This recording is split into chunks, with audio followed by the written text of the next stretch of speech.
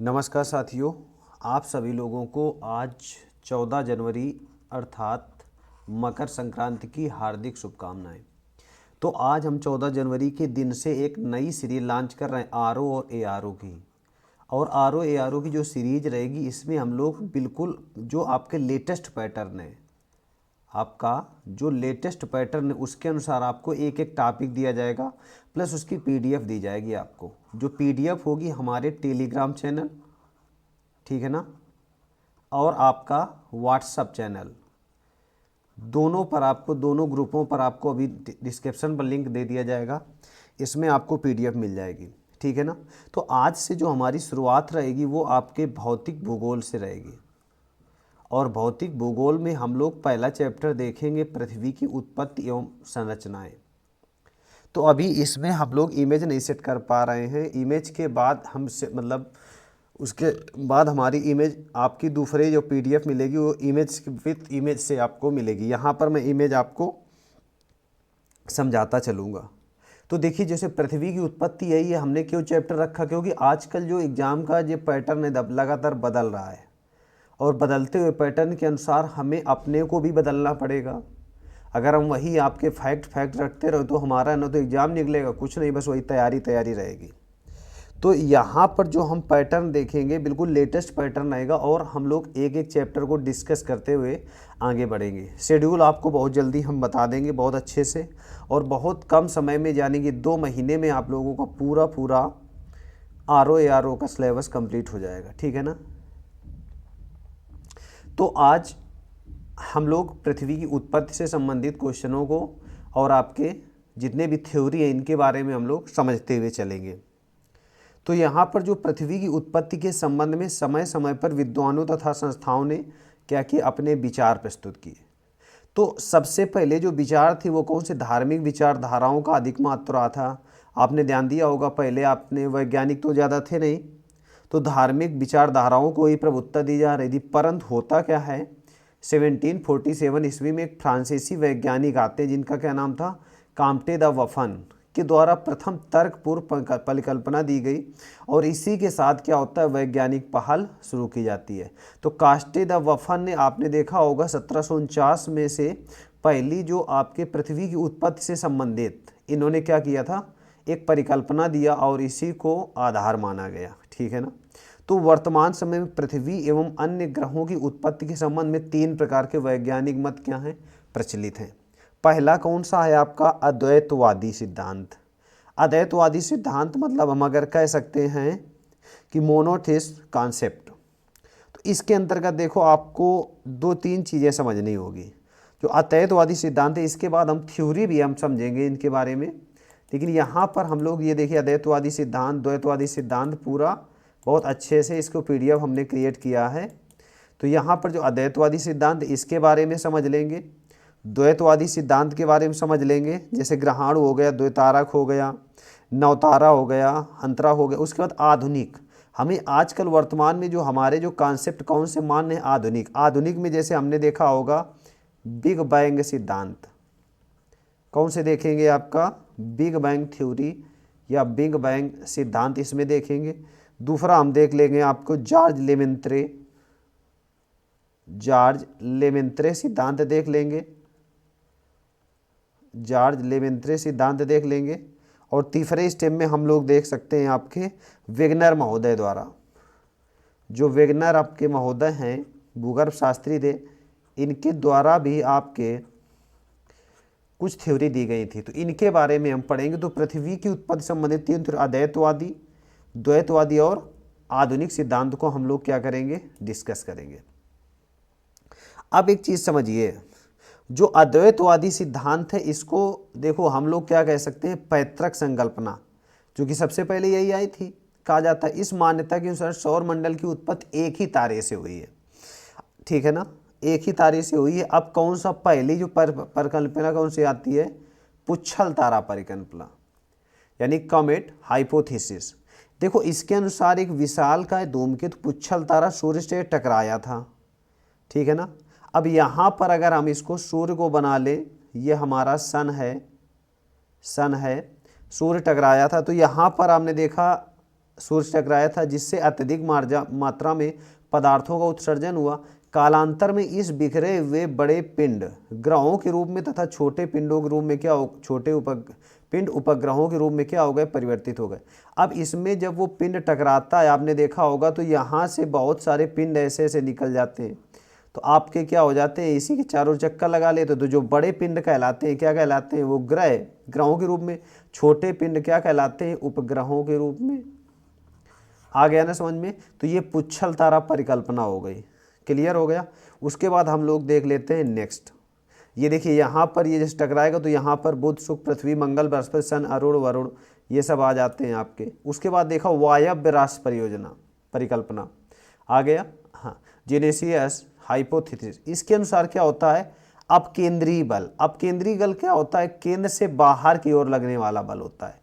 अपकेंद्रीय बल के प्रभाव से सूर्य की एक तप्त एवं गतिशील निहारिका से क्या हुआ, 9 छल्ले अलग हुए, जिनके शीतलन से सौरमंडल के विभिन्न ग्रह का क्या होता है, निर्माण। पृथ्वी भी इन्हीं छल्ला में से क्या था, एक था। अब एक चीज समझिए, यहाँ पर आपका क्या है, सूर्य है। अब सूर्य के बाद ऐसे आपने देखा होगा कि यहाँ से आपके क्या हो रहा है, परिकल्पनाएं बन रही हैं कि नहीं बन रही हैं। तो वायव्य राष्ट्र परियोजना में क्या इसमें बताया गया, सूर्य केंद्र के बाहर और लगने वाला बल सूर्य की एक तप्त और गतिशील निहारिका से क्या होता है, ये छल्ले अलग हो जाते हैं। क्लियर हो गया। जिनमें शीतलन में सौरमंडल विभिन्न ग्रहों का क्या होता है, निर्माण होता है। पृथ्वी भी एक छल्ला में यहीं पर एक है। क्लियर हो गया। उसके बाद हम लोग देख लेते हैं निहारिका परिकल्पना। देखो निहारिका परिकल्पना एक चीज समझिए, ठीक है ना। इसमें क्या बताया गया, इसमें तो जब छल्ले अलग अलग जाते हैं और बाद में हो जाते हैं, लेकिन निहारिका परिकल्पना में एक विशाल और एक तप्त निहारिका से पहले से ही एक छल्ला बाहर निकला, बाद में यही छल्ला 9 छल्लों में विभाजित हो गया, जबकि कांट के अनुसार निहारिका से ही 9 छल्ले निकले थे। दोनों में यहाँ पर क्या बता रहा है, इस निहारिका सिद्धांत क्या कह रहा है कि इस सिद्धांत के अनुसार निहारिका से पहले ही एक छल्ला बाहर निकला था, ठीक है ना। यानी कि ये आपका सूर्य हो गया, यहाँ पर एक छल्ला बाहर पहले से निकला था, बाद में इसी से धीरे धीरे धीरे करके 9 छल्ले अलग अलग बन गए, ये बता दिया गया। जबकि कांट ने कहा कि भैया पहले से ही 9 छल्ले क्या हुए थे, निकले थे, और ये छल्ले अपने पित्र के चारों ओर एक ही दिशा में घूमने लगे, अपने चारों ओर एक ही दिशा में घूमने लगे। ऐसे आपने देखा होगा, इस तरफ ऐसे ऐसे ये घूमने लगे, ठीक है ना। और बाद में इन्हीं छल्लों के शीतलन से विभिन्न ग्रहों का क्या हो गया, निर्माण हो गया, जिनमें पृथ्वी भी शामिल है। तो ये हमने लिख लिया। आपने देखा होगा ये आपके जो संरचनाएं थी वो कौन सी थी, अद्वैतवादी। अब हम लोग देख लेंगे डुअलिस्टिक हाइपोथेसिस, द्वैतवादी संकल्पना। देखिए अभी तक हम लोग देख रहे थे अद्वैतवादी, इसके पहले हम लोगों ने देखा अद्वैतवादी संकल्पना। अद्वैतवादी मतलब एक ही तारा था, उसी के आधार पर हमने पृथ्वी की उत्पत्ति के बारे में देखा। यहाँ का लेकिन द्वैतवादी आ गया। अद्वैतवादी की संकल्पना के विपरीत, पहले देखो हमने अद्वैतवादी देखा, इसके विपरीत इस विचारधारा के अनुसार ग्रहों की उत्पत्ति 2 तारों के सहयोग से मानी जाती है।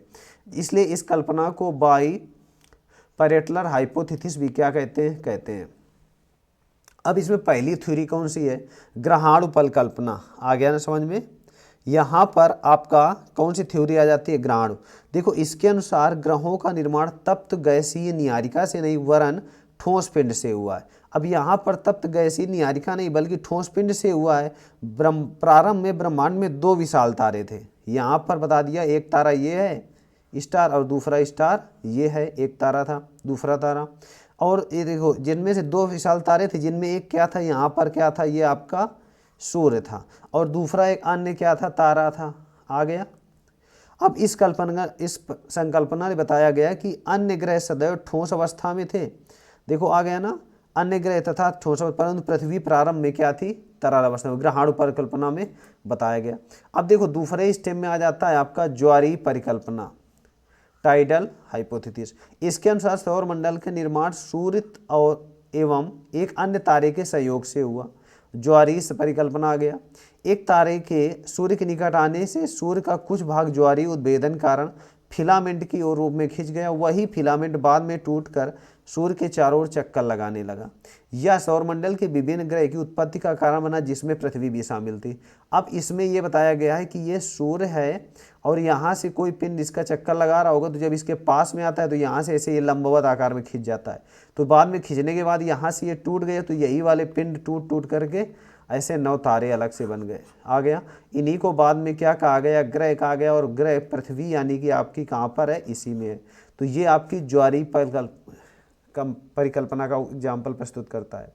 उसके बाद हम लोग देख लेते हैं द्वैतारक परिकल्पना, बाइनरी स्टार्ट हाइपोथेसिस। देखिए यहाँ पर एक चीज़ आप समझिए, हाँ ठीक है, हाँ यहाँ पर होता क्या है इसको समझ लीजिए आप लोग। इसमें इस सिद्धांत के अनुसार सूर्य ग्रहों के जन्मदाता नहीं, क्या है, सूर्य ग्रहों का क्या है, जन्मदाता नहीं है। आदिकालीन सूर्य अकेला तारा नहीं था, बल्कि उसका एक साथी तारा भी था। द्वैतारक परिकल्पना में आपको बताया गया है, यहाँ पर आ गया। ये देखिए पूरा अच्छे से आ जाएगा समझ में आपको, हाँ आ गया। अब देखिए यहाँ पर, एक मिनट में इसको फुल कर दूँ पहले, हाँ अब देखिए यहाँ पर आ गया। तो यहाँ पर ठीक, हाँ अब सही है। इस सिद्धांत के अनुसार सूर्य ग्रहों का जन्मदाता नहीं है। आदिकालीन सूर्य अकेला तारा नहीं था, बल्कि उसका एक साथी तारा भी था। द्वैतारक में आ गया, ठीक है ना। अब देखिए दोनों तार मिलकर द्वैतारक प्रणाली बनाते थे और तीसरा तारा विपरीत दिशा में सूर्य के साथी तारे के निकट से गुजरा, जिससे साथी तारे के में ज्वर उत्पन्न हो गया और उससे ग्रहों का निर्माण हुआ। ग्रहों के पारस्परिक आकर्षण से जो ज्वार उत्पन्न हुआ, उससे उपग्रहों की उत्पत्ति हुई। सूर्य बहुत दूर था, अतः तीसरे तारे का प्रभाव क्या रहा, अछूता रहा। क्लियर हो गया ना। अब देखिए इसमें से आपने ध्यान दिया होगा 9 तारा परिकल्पना। इस सिद्धांत के अनुसार ग्रहों का निर्माण सूर्य से न होकर उसके साथी तारे के विस्फोट से हुआ था। सूर्य से बताया जाए कि नहीं, उसके साथी तारे से, जो यहाँ पर एक तारा है, उससे हुआ था। यह सिद्धांत ग्रहों की आपसी दूरी, सूर्य की दूरी, ग्रहों में कोणीय संवेग की अधिकता एवं कुछ ग्रहों की सूर्य की तुलना में अधिक घनत्व का होना आदि का व्याख्या करने के लिए सर्वाधिक उपयुक्त है। आ गया ना समझ में। यानी कि आपने देखा कि ये एक सूर्य है और सूर्य से ये ग्रहों की उत्पत्ति नहीं होती। जो ये तारा था, यही तारा बाद में लंबवत आकार में होता है, ज्वारीय में होता है, और बाद में ठंडा होकर के ये कुछ भागों में टूट जाता है। ये ग्रह का निर्माण कहलाता है। अब देखो 5वें नंबर में जो परिकल्पना है वो अंतर तारक इंटर स्टेलर डस्ट हाइपोथेसिस है, यानी कि अंतर तारक धूल परिकल्पना है। इसके अनुसार जब सूर्य विशालकाय आकाशगंगा के पास से गुजर रहा था, तो अपनी आकर्षण शक्ति से कुछ गैस, मेघ एवं धूल कणों की ओर अपनी ओर क्या किया, आकर्षित किया। अब यहाँ पर देखेंगे तो यहाँ पे जब गुजर रहा था तो कुछ धूल कण कहाँ पर आ गए, सूर्य के गुरुत्वाकर्षण प्रभाव में आ गए, ठीक है ना, जो सामूहिक रूप से सूर्य की परिक्रमा करने लगे। और इन्हीं धूल कणों के संगठित व घनीभूत होने से पृथ्वी और अन्य ग्रहों का निर्माण हुआ। तो ये बोला गया अंतर तारक धूल परिकल्पना। अब एक चीज़ और समझ लीजिए, इसमें से हमारा जो कॉन्सेप्ट है ना, वो सबसे ज़्यादा सर्वमान्य कौन सा है, आधुनिक सिद्धांत में। तो मॉडर्न थ्योरी के अंतर्गत जो हम पहले देखेंगे बिग बैंग सिद्धांत को। आ गया जो बिग बैंग सिद्धांत, इसमें क्या बताया गया है, आधुनिक समय में ब्रह्मांड की उत्पत्ति संबंधी सर्वमान्य सिद्धांत बिग बैंग सिद्धांत थ्योरी से है। आ गया, यानी क्वेश्चन आ जाए ब्रह्मांड की उत्पत्ति का सर्वाधिक जो महत्वपूर्ण आपका जो थ्योरी है वो कौन सी है, बिग बैंग सिद्धांत। इसे विस्तारित ब्रह्मांड परिकल्पना भी कहा जाता है। आ गया, देखो जॉर्ज लेमेत्रे ने ब्रह्मांड, आकाशगंगा तथा सौरमंडल की उत्पत्ति की व्याख्या हो तो इस सिद्धांत को 1927 में क्या किया, प्रस्तुत किया 1927 में। आगे चल करके 1967 में इसे रॉबर्ट वेगनर महोदय ने इस सिद्धांत की विस्तृत व्याख्या किया।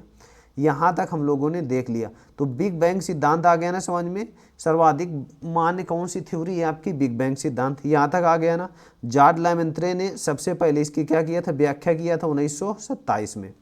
अब देखो स्फीति सिद्धांत क्या होता है, कॉस्मिक इन्फ्लेशन थ्योरी। तो यहाँ पर इस अवधारणा के अनुसार ब्रह्मांड में दृश्य द्रव्यमान व घनत्व की तुलना में, आ गया, उसका द्रव्यमान व घनत्व बहुत क्या है, अधिक है। इससे निष्कर्ष निकलता है कि ब्रह्मांड में अदृश्य पदार्थों का क्या है, घनत्व बहुत अधिक है। स्फीति सिद्धांत आप समझ में आ गया ना, यानी ब्रह्मांड में दृश्य द्रव्यमान व घनत्व की तुलना में वास्तविक द्रव्यमान का घनत्व बहुत अधिक है। इससे निष्कर्ष निकलता है कि ब्रह्मांड में आदर्श पदार्थों का घनत्व तो क्या है, बहुत अधिक है। सर्वप्रथम पृथ्वी का गोलाभ आकार अरस्तु ने बताया था, आ गया। जबकि पृथ्वी में गोलाभ की आकृति को वैज्ञानिक का आधार किसने दिया था, न्यूटन ने दिया था। ये क्लियर हो गया पॉइंट। उसके बाद देखिए 1920 ईस्वी में एडविन हब्बल ने प्रमाण प्रस्तुत किया कि ब्रह्मांड का विस्तार हो रहा है और समय बीतने के साथ आकाश गंगाएं एक दूसरे से दूर हो रही हैं। हमारी पृथ्वी भी एक आकाश गंगा में है, आ गया ना। अब देखिए प्रसिद्ध वैज्ञानिक स्टीफन हॉकिंस ने अपनी पुस्तक ए ब्रीफ ऑफ हिस्ट्री में ऑफ टाइम में लिखा कि आज से 15 अरब वर्ष पूर्व ब्रह्मांड का आकार एक क्या था, मटर के दाने के समान था, जो महाविस्फोट के पश्चात लगातार क्या हो रहा था, विस्तारित हो रहा था। तो देखिए यहाँ पर हम लोगों ने थ्योरी पढ़ा पूरी, तो आधुनिक सिद्धांत आप लोगों की बहुत अच्छे से आपको क्लियर हो गई होगी। हम इसको पूरा डिस्कस कर दिया। एक चीज़ आप समझिए कि डेली हम लोगों आप लोगों को 1 या 2 चैप्टर डेली हम लोग आपको क्या कराएंगे, डिस्कस कराएंगे, जिससे आपकी बहुत अच्छे से आरओ की तैयारी हो जाए, ठीक है ना। तो आज आपको इसकी PDF आपके टेलीग्राम चैनल और व्हाट्सएप चैनल दोनों पर आपको मिल जाएगी, ठीक है ना। तो इसकी PDF आप देख लीजिए। आज के लिए इतने रखते हैं, थैंक यू। आप सभी को मकर संक्रांति की हार्दिक शुभकामनाएं।